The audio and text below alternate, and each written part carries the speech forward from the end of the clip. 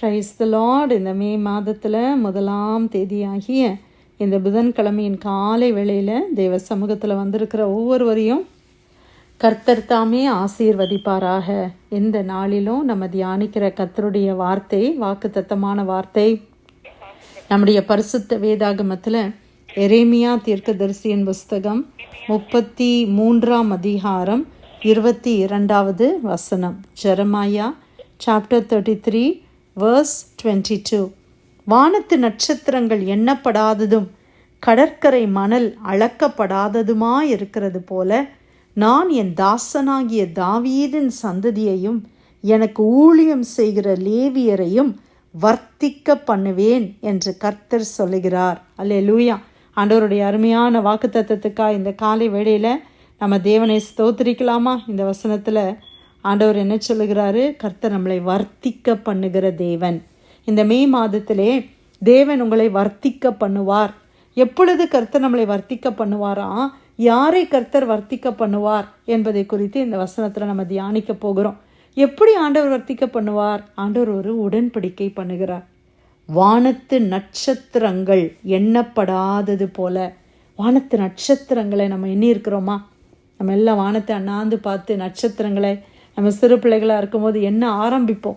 ஆனால் பார்த்திங்கன்னா அதை பார்க்க அதிகமான நட்சத்திரங்கள் தோன்றுகிறதை நம்ம ஆச்சரியமாக பார்த்துருக்கிற நாட்கள் உண்டு. வானத்தில் உள்ள நட்சத்திரங்கள் எண்ணப்படாதவைகள். கடற்கரையில் மணலை பார்க்கும் பொழுது அதை அளக்க முடியாது. அதை அளக்க முடியுமா? எங்கே பார்த்தாலும் கண்ணு கெட்டின தூரமெல்லாம் மணலாக இருக்கும் இல்லை? அந்த ஓஷன்ஸ்லாம் நம்ம போகும்போது எவ்வளோ அருமையான காட்சி. அது பார்க்கும்போது ஆச்சரியமாக இருக்குது. வானத்து நட்சத்திரங்களை எண்ண முடியாதது போல, கடற்கரை மணலை அளக்க முடியாது போல ஆண்டவர் சொல்லுகிறாரு, நான் என் தாசனாகிய தாவீதின் சந்ததியை வர்த்திக்க பண்ணுவேன். எப்படி வானத்தில் நட்சத்திரங்கள் அதிகமாக இருக்கிறதோ அப்படியே என் தாசனாகிய தாவீதின் சந்ததி இருக்கும். எப்படி கடற்கரையில் மணல் அளக்கப்பட முடியவில்லையோ அப்படியாக என் தாசனாகிய தாவீதின் சந்ததி இருக்கும். அல்லேலூயா. நம்ம எல்லாம் தாவீதின் சந்ததியா? எல்லாரும் நம்ம தாவீதுடைய சந்ததியாகத்தான் இருக்கிறோம். இதே வாக்குத்தத்தத்தை தான் ஆண்டவர் யாரு கொடுத்தாரு? ஆபிரகாம். ஞாபகம் இருக்குதா?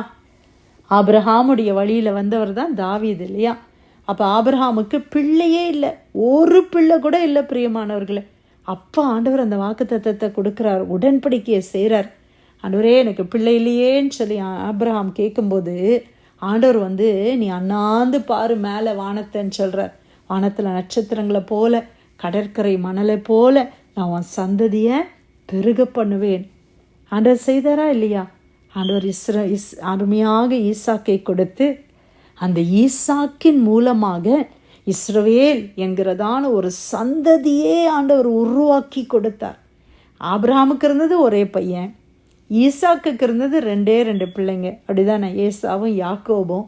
யாக்கோபுக்கு 12 பாய்ஸும் ஒரு கேர்ளையும் கத்தர் கொடுத்து அப்படியே வர்த்திக்க பண்ணுகிறார்.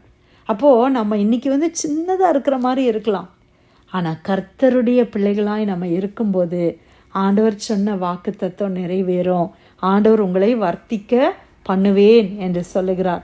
தாவீதின் குமாரனை வர்த்திக்க பண்ணுகிற கர்த்தர். தாவீதின் வம்சத்தில் தான் இயேசு பிறந்தார் என்று நம்ம பார்க்குறோம்.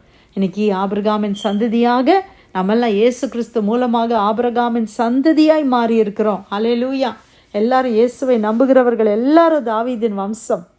நம்ம தாவீதின் வம்சத்தை கர்த்தர் குறுகி போக பண்ண மாட்டார். அது அப்போஸ்தல நாட்களில் கிறிஸ்தவர்களை எப்படியாவது அழிக்கணும். இன்றைக்கி கூட எவ்வளோ பேர் அப்படி ட்ரை பண்ணுறாங்க. கிறிஸ்தவர்களே இருக்கக்கூடாது, கிறிஸ்தவர்கள் அழிந்து போகணுன்னு எவ்வளோ பாயங்களை ஒவ்வொருத்தரும் எடுத்தாலும் இன்றைக்கும் தேவனுடைய பிள்ளைகள் பெருகி கொண்டே இருக்கிறார்கள். அதற்காக கர்த்தரை ஸ்தோத்திரிக்கலாமா? இந்த மே மாதத்தில் இன்னும் தாவீதினுடைய வம்சம், தாவீதினுடைய சந்ததி கர்த்தர் வர்த்திக்க பண்ணுவார். இஸ்ரவேல் தேசத்தையே நம்ம எப்படி பார்க்குறோம்? தாவீதின் சந்ததியாய் பார்க்குறோம். ஆனால் உலகம் இன்னைக்கு இஸ்ரவேலே இருக்கக்கூடாது, அப்படி ஒரு தேசமே இருக்கக்கூடாதுன்னு எவ்வளோ போராடுறாங்க இல்லையா? ஆனால் ஆண்டவர் அவர்கள் குறுகி போவது இல்லை, அவர்களை வர்த்திக்க பண்ணுவேன். கர்த்தர் நம்முடைய பிள்ளைகளை அவர் வர்த்திக்க பண்ணுகிற தேவன். தாவீதின் வம்சத்தை வர்த்திக்க பண்ணுகிற தேவன். அவர் சொல்லுகிறாரு, தாவீதின் சந்ததியையும் எனக்கு ஊழியம் செய்கிற லேவியரையும் வர்த்திக்க பண்ணுவேன். ஆமேன். இப்போ கர்த்தருக்கு ஊழியம் செய்கிற பிள்ளைகளையும் கர்த்தர் வர்த்திக்க பண்ணுவார்.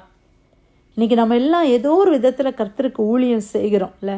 ஜெபத்தில் நம்ம பங்கு பெற்று ஜெப ஊழியத்தில் இருக்கிறோம்.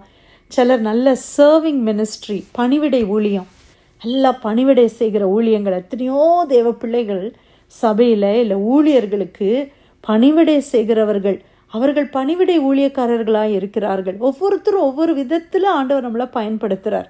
எல்லாரும் போய் நம்ம புல்பிட்டில் இருந்து மைக்கில் இருந்து நம்ம ப்ரீச் பண்ணணும், அதுதான் ஊழியம் அப்படின்னு இல்லை பிரியமானவர்களே.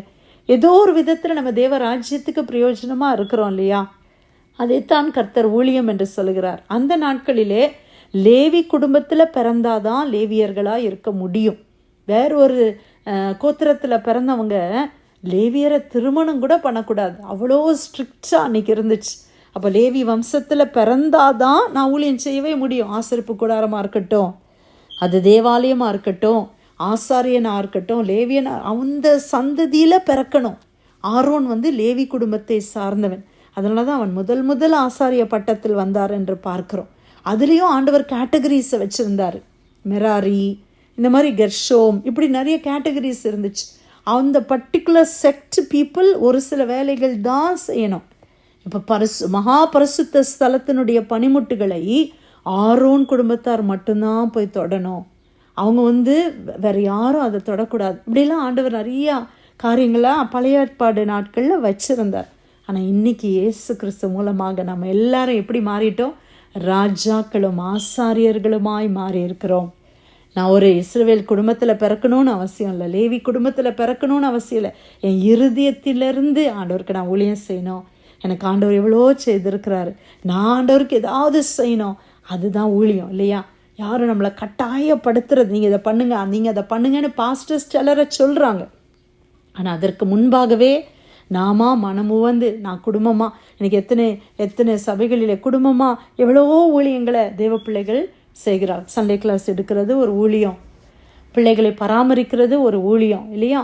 காரை டிரைவ் பண்ணி அநேகரை சபைக்கு கொண்டு வருகிறது ஒரு ஊழியம். பணத்தை கொண்டு தேவனுடைய ஊழியத்தை ஆதரிப்பது ஒரு ஊழியம். எல்லாரும் ஒவ்வொரு விதத்தில் நம்ம என்ன செய்கிறோம்? ஊழியம் செய்கிறோம். இந்த ப்ரேயர் லைனில் ஜெபம் பண்ணுறீங்க, தேசங்களுக்காக ஜெபிக்கிறோம், குடும்பங்களுக்காக ஜெபிக்கிறோம், இது ஒரு ஊழியம். இப்போ ஜெப ஊழியம் இருக்கிறது.